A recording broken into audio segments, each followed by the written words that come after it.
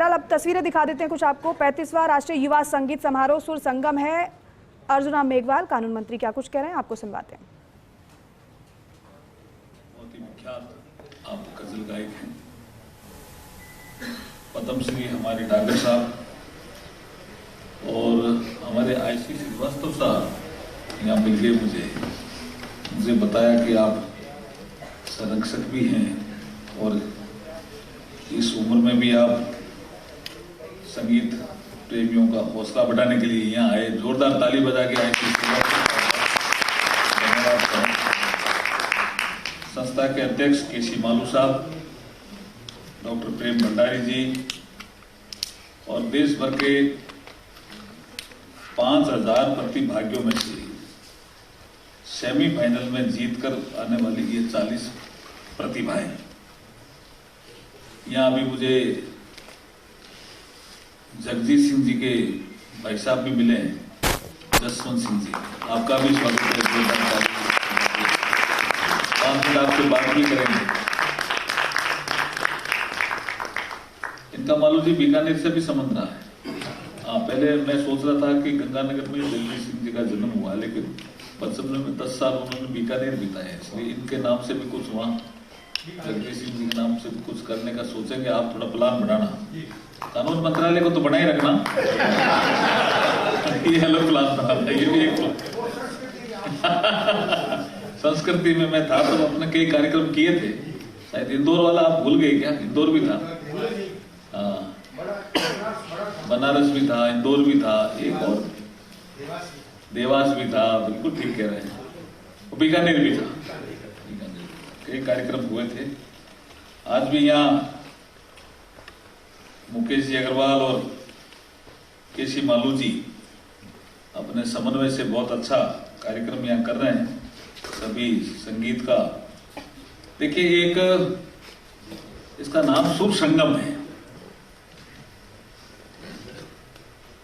और नाम भी शानदार रखा है। शायद यात्रा भी 45 साल की हो गई क्या? 48 की।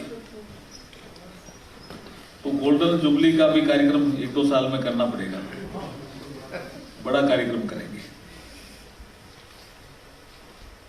एक मेरे ख्याल में, अगर मैं सही हूं, नहीं तो आप पता करना मालूम जी, शायद अरुस्तु ने ही कहा या अरिस्टोटल ने, जिसको हम अंग्रेजी में अरिस्टोटल कहते हैं, अरुस्तु ने एक कोई स्कूल खोली थी उस जमाने में, तो उसके ऊपर उसने लिख दिया कि जिसकी रुचि संगीत और मैथमेटिक्स में नहीं है, मेरे विद्यालय में प्रवेश करने की जरूरत नहीं है। तो भगवान ने पूछा कि भी ऐसा क्यों लिखा? तो उन्होंने कहा, जो लड़का या लड़की बचपन में गणित में रुचि रखता है, उसका मस्तिष्क विकसित होता है तेजी से।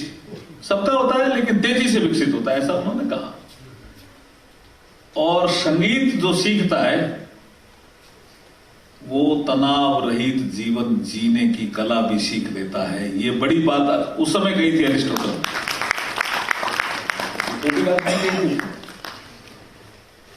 तो आज तो दुनिया स्ट्रेस से ही जी रही है। और आईसी श्रीवास्तव साहब मुझे गाइड करेंगे या मेरा मार्गदर्शन करेंगे कि बहुत से ऐसे मैनेजमेंट इंस्टीट्यूशन है जहां पे एक कोर्स शुरू हुआ है जिसका नाम है स्ट्रेस मैनेजमेंट। बड़े बड़े जो कंपनीज के लोग हैं वो कोर्सेज कराते हैं कि हमेशा 2 घंटे का स्ट्रेस मैनेजमेंट कोर्स करना है। अब स्ट्रेस वैसे तो मनुष्य के जीवन में आवश्यक भी है, बिना स्ट्रेस के तो मनुष्य जीवन जी भी नहीं सकता। लेकिन जो स्ट्रेस मैनेजमेंट का मैंने कोर्स अटेंड किया, मैंने थोड़ा हेमजी मालू को बताया था, वो थोड़े पीछे बैठ गए। वो कहते हैं स्ट्रेस तो जरूरी है, लेकिन स्ट्रेस कितना अपन होल्ड करें, कब तक होल्ड करें और रिलीज कैसे करें, यह महत्वपूर्ण है। कभी कभी कोई स्ट्रेस 2-3 दिन के लिए जरूरी होता है मनुष्य के शरीर में, लेकिन कभी कभी कोई स्ट्रेस 1 घंटा भी जरूरी नहीं है। अगर वो 1 घंटे से ज्यादा हो जाए तो ये समझ लेना चाहिए कि बॉडी, माइंड, इंटेलेक्ट और सोल चारों में कहीं कोई गड़बड़ शुरू हो गई है। तो संगीत तो स्ट्रेस मैनेजमेंट भी सिखाता है मालू जी। अब वीणा, ये 5 तार जिसको हम तंदूरा भी कई बार कहते हैं लोकल लैंग्वेज में, वीणा भी कहते हैं, ये प्रकृति में भी 5 तत्व है। तो इसको हम बजाते समय ऐसा समझते हैं कि प्रकृति में भी 5 तत्व है, इसमें भी 5 तार है, हमारे शरीर भी 5 तत्वों से बना है और प्रकृति में भी मिल रहा है। इसलिए कबीर कई बार कह देता है क्या, घणो दिन सोलियो रे अब तो जाग मुसाफिर। क्या ये थोड़ा ठीक है। मैं एक अंतरा गाऊंगा। कबीर हमें चेता रहा कि आप संगीत के माध्यम से भी तनाव दूर कर सकते हो, जीवन को भी सुधार सकते हो। घना दिन सोलियो अब तो जाग मुसाफिर था। घना दिन सोलियो अब तो जाग मुसाफिर। पहला सोयो तुम माँ के गर्भ में, उलटा पाँव फंसा। पहला सोयो तुम माँ के गर्भ में। अब यहां कबीर क्या सुनता है, देखिए कि माँ के गर्भ में जब तू आता है, ये आपने चिड़क निकाली क्या मालूम जी किसी की है? तो जो पांव से जन्मता है उससे शायद दबानी पड़ती है चिड़क।